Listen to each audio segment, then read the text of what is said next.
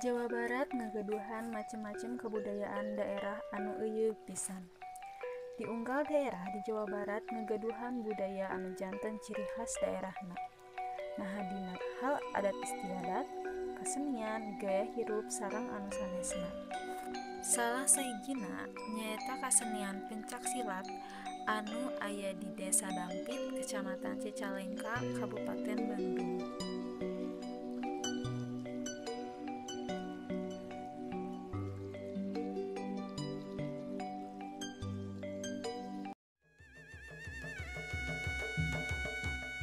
Pencaksilat mangarupikeun seni bela diri tradisional Indonesia, di mana tiap unggal daerah ngagaduhan istilah nyalira.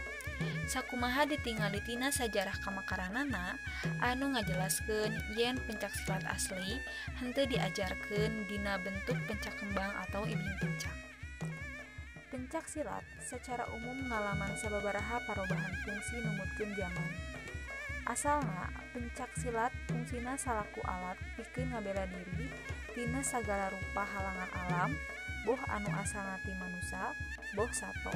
Ayeuna pencaksilat fungsina salaku sarana pendidikan mental spiritual, olahraga sareng hiburan. Assalamualaikum warahmatullahi wabarakatuh. Wastani di Desa Umi, simkuring di dia janten salah sawios pelatih di paguron pencaksilat Arya Tunggal anu didirikeunna tahun 2018,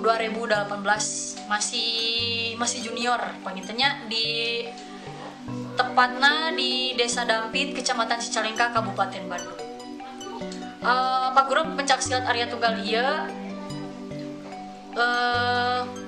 nyandak aliran mande, nyata Cimande, mandena anu tos buhun, mande buhun. Igel mangrupikeun igel pencaksilat mande buhun. Pencaksilat paguron Arya Tunggal ieu dibina atanapi dibimbing ku Pun Aki nyaeta nu kahiji Aki Raden Ramlan Adiwijaya, anu kadua Raden Kamil Rosna. Biasana dina igel pencaksilat teh aya naon wae, nyaeta aya ijen, aya paleren, tepak 2, tepak 3, sareng padungdung. Mung simkuring di dieu nembe nyalurkeun ka murang kali teh nyaeta tepak 2, tepak 3 sareng padungdung. Teras biasa pami sata acan latihan igel, sata acan latihan gerak, dibiasakeun latihan lajurus. Janten supados kamurang kalina teh seseg kitu tah katingal. Nuyu sareng kamajuan zaman seni bela diri, eta parantos ngembangkeun sareng versi ibingan anu beda di unggal paguron di Jawa Barat. Salah sahijina nyaeta paguron Arya Tunggal ieu. Aya sababaraha aliran pencaksilat di Indonesia. Salah sahijina nyaeta silat Cimande anu ngalahirkeun paguron Arya Tunggal ieu.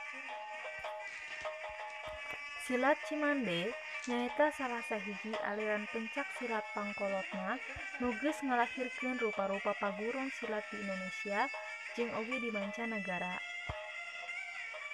Nurutkeun Bapak Rifai, guru pencaksilat Cimande Pancasakti di Jakarta tahun 1883, pencaksilat aliran Cimande mimitina diciptakeun ku saurang kiai nu ngaranna Mbah Kahir.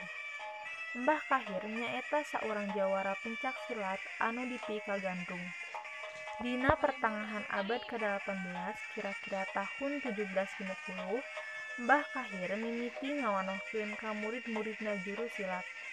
Kukituna manehna dianggap minangka guru mimiti silat Cimande.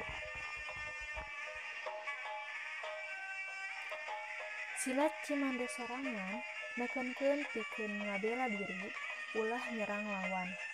Salian ti ngawangun kekuatan fisik, silat Cimande oge ngawangun kekuatan batin, tur ngabogaan sifat handap asor.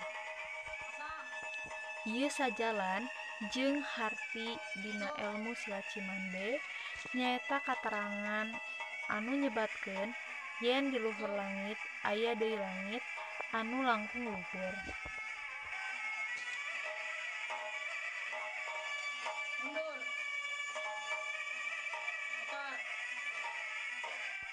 Kukituna salaku urang Sunda, urang kedah bangga jeung ngamumule budaya Sunda. Su. Salah sahijina nyaeta pencak silat ieu. Ulah nepi ngapopohokeun Su. atau deui ngaleungitkeun.